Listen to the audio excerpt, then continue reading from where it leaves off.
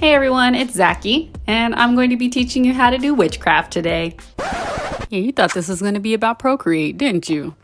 Okay, just kidding. I'm just going to be showing you my digital art process.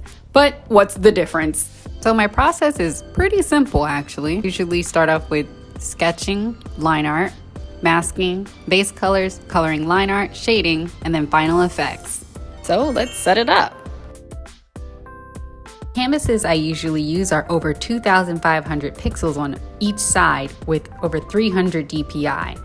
Here, this canvas size is showing me that I can use a maximum of 71 layers here. So the characters we're drawing today are going to be my original characters, Mad Hatter and Amara. It's been a while since I've drawn them. They're so in love with each other. I might draw a webcomic of them one day. Now, I like to use references as I draw. So if you like to use references as you draw, go up here to this little wrench, go down to reference, hit that toggle button, go hit image, import image, and it'll bring up your gallery. And you just choose any image you want, and you can drag that little window over to the corner.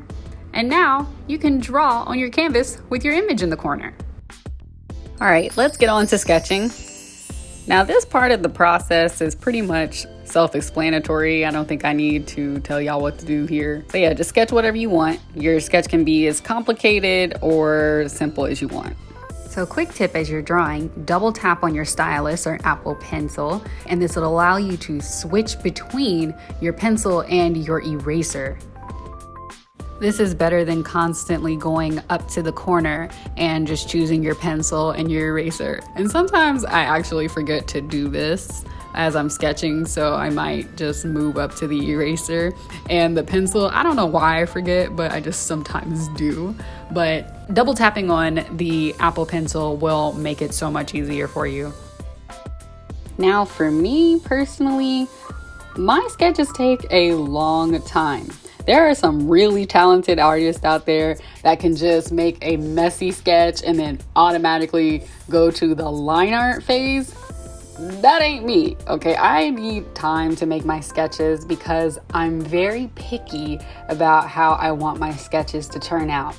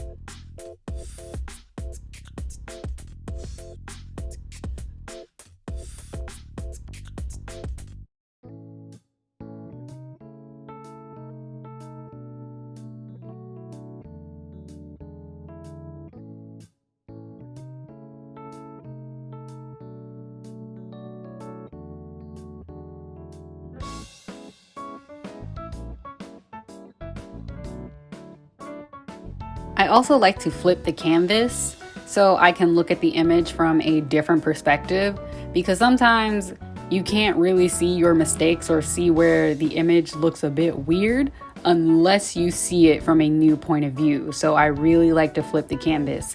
Also, Procreate has a very useful selection tool called the warp tool, where you don't even have to redraw part of the sketch. You can just select part of the sketch you want to warp and move it around. It's so useful. I love it.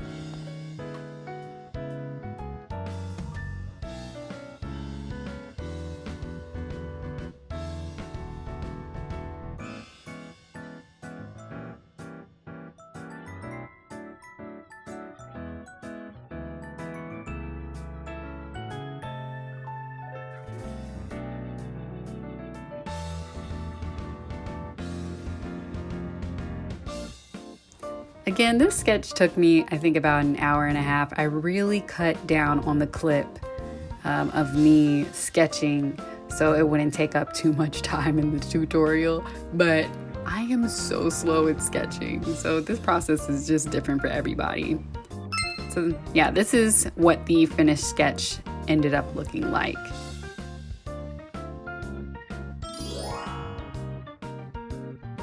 Preparing my sketch for line art, I just tap 2 fingers onto the layer and I slide my fingers down to the left of the canvas until it lowers the opacity to 15 to 20% so I can see what I am doing with my line art on top of the sketch layer.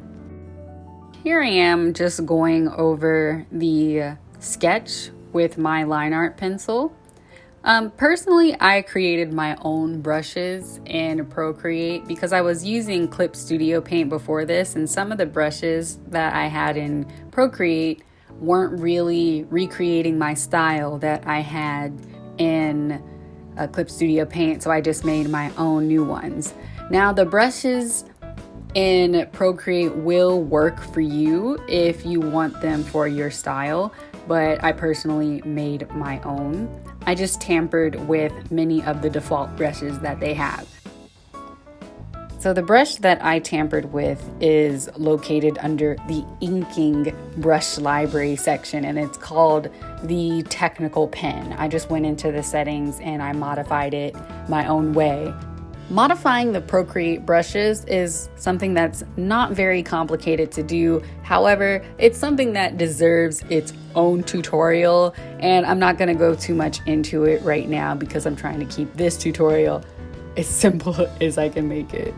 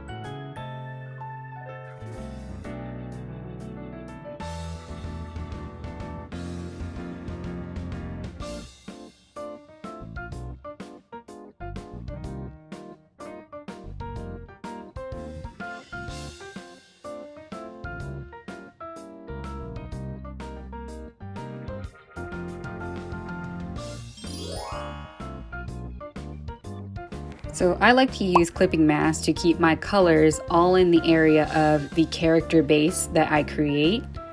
And you can see I'm coloring and no color is spilling out. However, if I create a new layer on top of my character base that is not clipped, you can see all the colors are spilling out everywhere. So to create a clipping mask, I just add a new layer above my character base, click on the layer, select clipping mask, and then it's clipped. So you'll know when a layer is clipped to the layer below it once you see the arrow pointing down clipping it to the layer, or you see that the image preview of the layer is no longer aligned with the bottom layer. Creating a mask is a step that not everybody does. Now, this is actually a step that you can probably skip, but I personally do this step because creating a mask for me helps each character have their own solid base where I know there won't be any cracks in the colors that I give them. So say for example, when I am filling in all the colors, I'm not going to know for sure if all the colors are touching. This mask helps me know that there is already a solid base. So I know that all the colors are going to be touching already. There's going to be no cracks in the color. Or if I want to make sure that a character is visible over a complicated background, this base is going to help me color in that character or every part of that character because of this solid base. I'm not gonna lie, I actually kind of messed up this mask. I wasn't supposed to draw her mask on top of the Mad Hatter's mask, so I had to go back and erase his mask. But the mask turned out good in the end, so it's fine. Just like I explained before, I like to use clipping mask above my character bases as I add on new colors so the colors do not spill out of the character mask. And I just create a new layer for each new item or color that's going to be added to the mask. Here I'm just adding the different colors. Sometimes I don't even add a new layer if I'm feeling lazy. I just add the color on top of the other color directly, but it just really depends on what the item is on the character. If it's skin, I kind of just add it all together. It just all depends. Now, I usually play around with many different colors, experiment here. I'm like, oh, I like this color, or I don't like this color, erasing things and like that, changing the hue, changing the saturation, changing different parts of the colors that I like, do not like. And sometimes I just don't name new layers.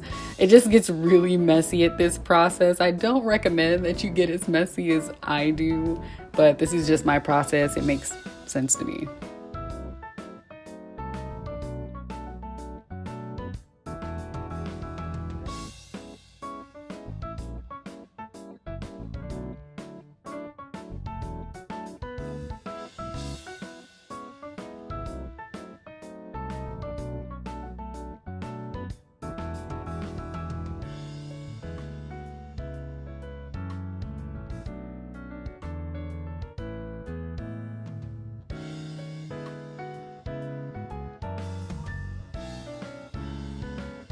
I pretty much just keep going until all of the colors of the character are filled in.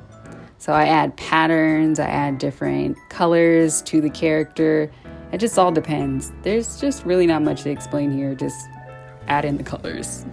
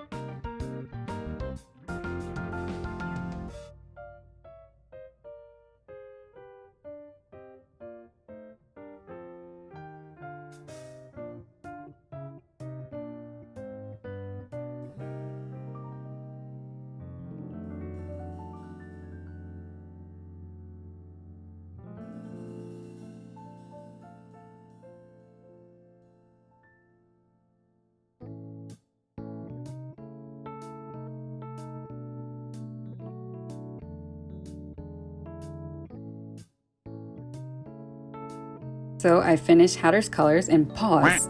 Do you see this mess I'm talking about? Sometimes I don't even name half of these layers. I told y'all it gets messy. Once I finish the colors for each character, I like to take the base and the topmost color and I pinch them together until it's one layer. Now I keep adding the base colors on top of the character bases using clipping mask until the whole image is complete. I add in details and add in patterns until I'm done. The next thing I like to do is color the line art of my art. And I like to do this because it makes the image feel brighter to me. And to do this, I turn my line art layer into an alpha lock layer. Alpha lock, in the most simple explanation, is just locking transparent pixels. So I will only be able to draw on a part of the layer that has something already on it. So something already drawn on it. I can't draw on open space. As an example, you can see no transparent pixels are being drawn on an alpha locked layer. Here again, you can see on my separate line art layer as I'm coloring it, there are no transparent pixels being drawn on versus the non-alpha locked layer, which has transparent pixels being drawn on. If you ever want to quickly alpha lock a layer, just take 2 fingers and swipe right on the layer. Just like this.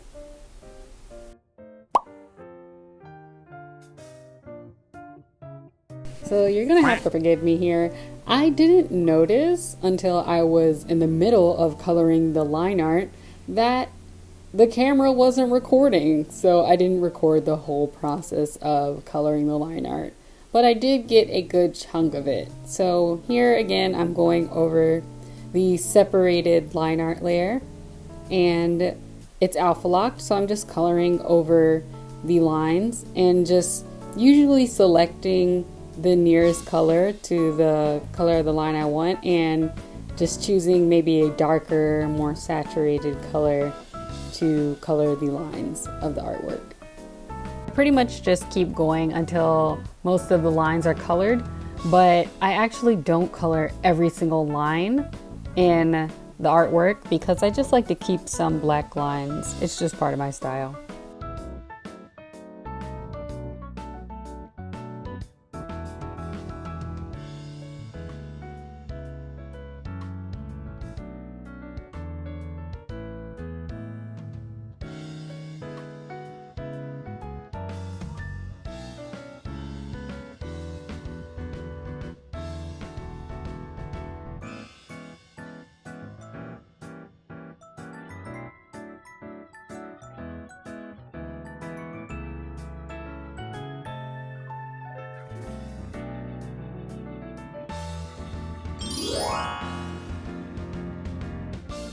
Now to prepare the image for shading, I just unlock the line art layer, I get rid of the alpha lock, and then I merge the line art to the base color. So now they're all on one layer.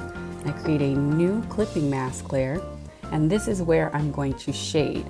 I turn this shading layer into a multiply layer. So using this multiply layer just allows me to just take one simple dark color and just go over every single color on this base without having to create a new layer or without having to choose every single color and choose a darker version of that color. Usually I just go over this shading layer with a brown color. It's usually a warm color that I use for the main shade, but depending on the temperature or the mood of the image, I might choose a cooler color to shade with, but usually I just use a warm brown. I also usually have the opacity lowered on this texture brush that I use to shade, but for some reason for this image, I do not have it like that. But yeah, usually the opacity is lowered as well. I like to have a little bit of texture when I'm shading. Now, you can shade with whatever brush that you want to. I don't usually use the typical round brush because I just don't like the way it looks with my style.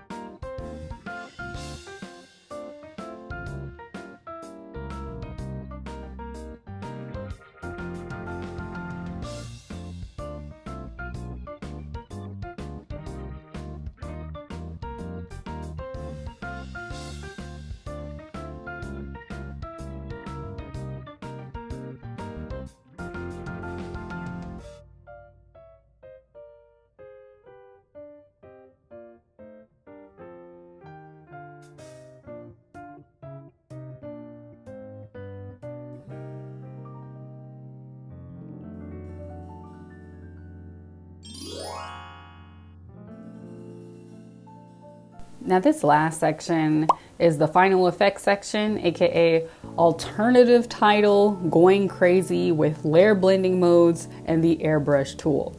This section is pretty much just totally optional and up to you for what you want to do. But what I like to do is, just depending on, again, the mood of the image, I like to play around with the airbrush tool and add on different colors such as reds, pinks, blues, just depending on what I want to do with this image. Oftentimes I'll also take a warmer golden color or just yellow, and I will add it to maybe the top of the character or the image to make it look like there is a light source coming from somewhere.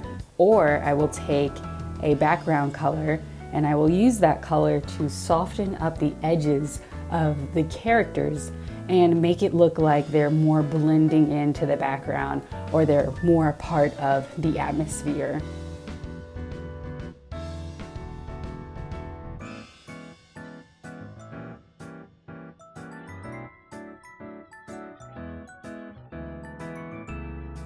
In the end, when I'm finished, I just pinch all the layers together. So the final part of my process is using a third type of mask different from the previous mask I used. It's just a simple layer mask. This mask I use to add areas of depth or blurs to my image. Because this mask involves a lot of experimentation and testing to see what parts of the image I want blurred, I don't blur on the original layer. I blur using a mask created above the original layer because I want to keep my original layer safe or untouched. Say, for example, I only want to show part of this colored image over this gray image.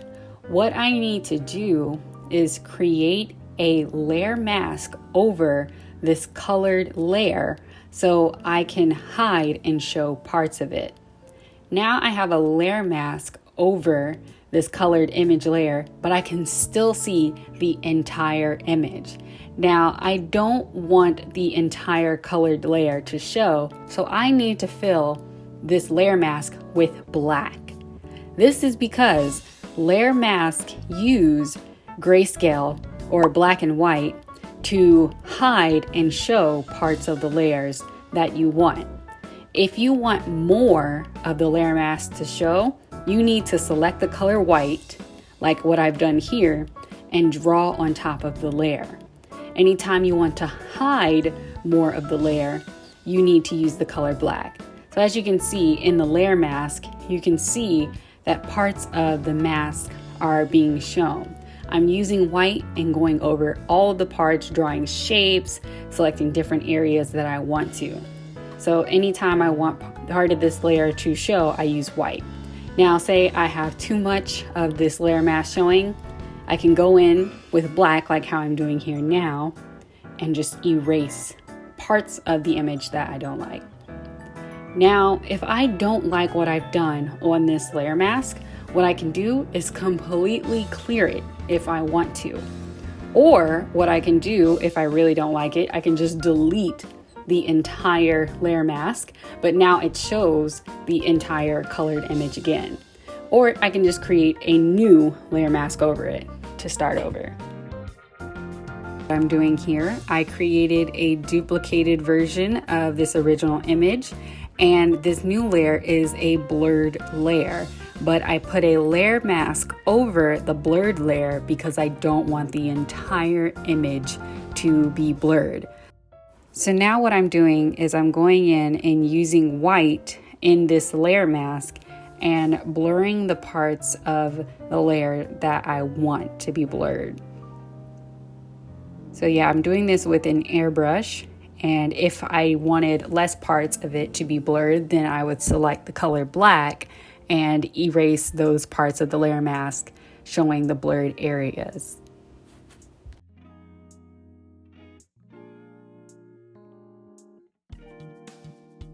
So now this is one of the last things I like to do with the image. I just go in, draw eye shines or anything that shows shine on the image, or I draw anything that has to do with the character's emotion, such as these hearts or exclamation points, anything that shows, I don't know, something like comical, just anything.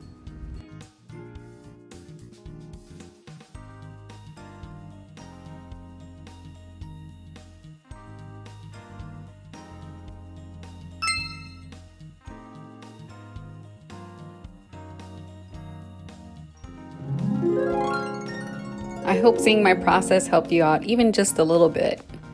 Now, if you have any questions, just let me know.